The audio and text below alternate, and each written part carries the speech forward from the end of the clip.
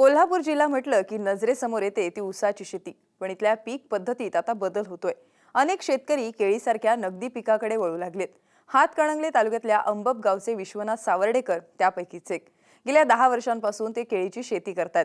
सध्या त्यांच्याकडे 20 गुंठे क्षेत्रात केळीचं पीक आहे. 20 गुंठ्यातल्या केळी पिकापासून त्यांना यंदा 1.25 लाखांचा निव्वळ नफा अपेक्षित आहे. त्यांच्या केळी शेतीची यशोगाथा जाणून घेण्यासाठी आज आपण कोल्हापूर जिल्ह्यातल्या अंबप या गावी जाणार आहोत. सध्या बाजारात केळीला बारमाही मागणी असते. त्यामुळे बाजारातल्या मागणीचा आणि मिळणाऱ्या दराचा विचार करून विश्वनाथ सावर्डेकर केळी पिकाची लागवड करतायत. त्यांच्या अंदाजानुसार बाजारात केळीची मागणी कितीही कमी किंवा जास्त झाली तरी केळीपासून चांगला नफा मिळतोय. त्यामुळे शेतकऱ्यांनी थोड्या बहुत प्रमाणात केळीकडे वळण्यास हरकत नाही. माझ्या शेतात ऊस, हळद आणि केळी ही नगदी पिकं घेतो. मात्र नगदी पिकं घेत असताना केळीचं क्षेत्र माझं नेहमीच असतं.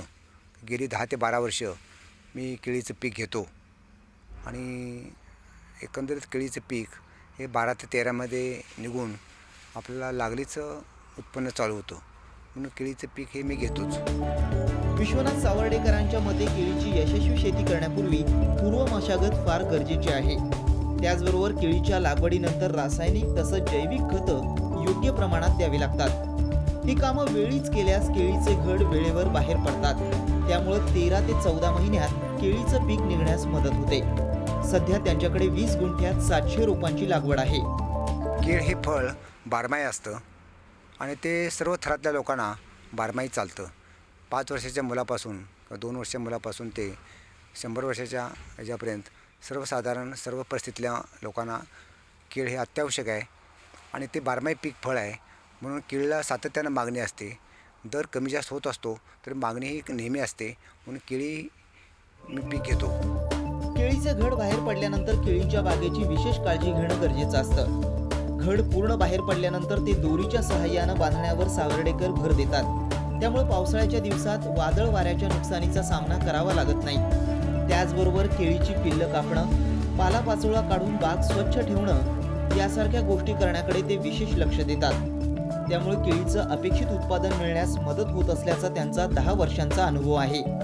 केळीचे पीक करत असताना सुरुवातीला पूर्व मशागत ही अत्यंत आवश्यक बाब आहे. उभी आडवी नांगरट 2 वेळा करतो. पुन्हा 2 वेळा रोटावेटर मारतो. 6 फुटावर सरी सोडतो. 6 बाय 7 फुटावर सरी सोडतो. त्याच्यापूर्वी एकरी 10 ते 12 ट्रॉल्या शेणखत मी वापरतो. केळी लावताना उती संवर्धित केळी किंवा टिश्यू कल्चर केळी वापरतो. त्याचे रोपं वापरतो मी. 7 बाय 6 किंवा 6 बाय 5वर गेली 10-12 वर्ष मी केळीची लागण करतो.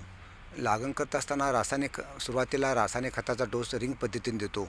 लागण केल्यानंतर 1-15 दिवसानं. त्यानंतर 1 महिन्याभरात 1-2-3 फवारण्या करतो. कीटकनाशक फवारणी, 19-19 फवारणी, एखादी टॉनिकची फवारणी घेतो आणि 2 ते 3-4 महिने झाल्यानंतर मी केळीची भरणी करतो. भरणी केल्यानंतर पुन्हा मग केळीची वाढ जोमात चालू होते. दर्जेदार माल असेल तर व्यापारी स्वतः जागेवर येऊन केळीची खरेदी करतात. त्याचबरोबर मालाची प्रत चांगली असल्यास मॉलमधूनही केळीला मागणी असते. त्यामुळे बाहेरील मार्केटपेक्षा दरही अधिक मिळत असल्याचं सावर्डेकरांचं म्हणणं आहे. 7 ते 8 महिन्यानंतर घड निसवायला सुरुवात होते. 1-2 महिन्यामध्ये सर्व घड निसवतात. त्यानंतर घडाचं आणि झाडाची हे बघून मी त्याला काठीचा आधार देतो किंवा कात्यानं तो घड बांधतो. आणि महत्त्वाचं म्हणजे जूनमध्ये शक्यतो जून किंवा ऑगस्टमध्ये माझी लावण असते आणि पाऊस पाणी आणि वादळ वाऱ्यामध्ये पाऊस टिकवणे अत्यंत महत्त्वाचं आहे. म्हणून कात्यानं बांधून त्या घडाला त्याचं संरक्षण करणं आवश्यक असतं. वेळोवेळी केळीची पिल्लं काढावं लागतात. केळीचा पाला खाली पडतो. वाळलेला पाला काढावा लागतो. वाळलेला पाला काढल्यानंतर तो गोळा करून सर्वसाधारण बाग स्वच्छ ठेवण्याकडे माझा कल असतो. बाग स्वच्छ ठेवली तर हिंडता फिरता येतं किंवा कीटकनाशकाचा प्रादुर्भाव कमी होतो किंवा डास वगैरे कमी होतात. अशा पद्धतीनं केळीच्यावर सातत्यानं निगा ठेवली तर मला एकरी 25 ते 30 टन केळीचं उत्पन्न मिळतं.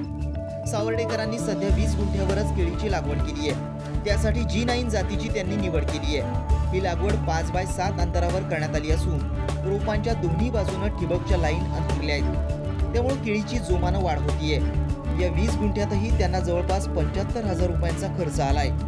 तर जवळपास 20 टन मालाचं उत्पादन निघण्याचा अंदाज आहे. त्यामुळे सध्याच्या बाजारभावाचा विचार करता अर्धा एकरातून 1,25,000 रुपयांचा निव्वळ नफा मिळण्याचा विश्वास सावर्डेकरांना आहे. सातत्यानं केळी बारमाही पीक असल्याकारणानं त्याला मागणी बाजारात असते. असं काही नाही बाबा टॅमॅटो आलो टॅमॅटो फेकून द्यायला पाहिजे असं काही केळीच नाही. कमी जास्त प्रमाणात ते खपून जातं. फक्त माल आपला चांगला दर्जेदार माल पाहिजे. काय वेळेला आपला मालाला चांगला माल असेल तर त्याची मॉलला पण आम्ही विक्री करतो. ते आम्ही इथं मॉलचे लोक येतात आणि कटिंग करून घेतात. फक्त मॉलच्या लोकांना देत असताना ते खालच्या फाण्या ते बारीक फाण्या घेत नाहीत. त्यांना सरळ सारखा माल पाहिजे घेतात आणि लागलीच वजन करतात आणि आम्हाला मग चांगला इतर बाजारभावापेक्षा 1,000 ते 2,000 रुपये आम्हाला ते टनापाठी मग जादा देतात मॉलचे लोक.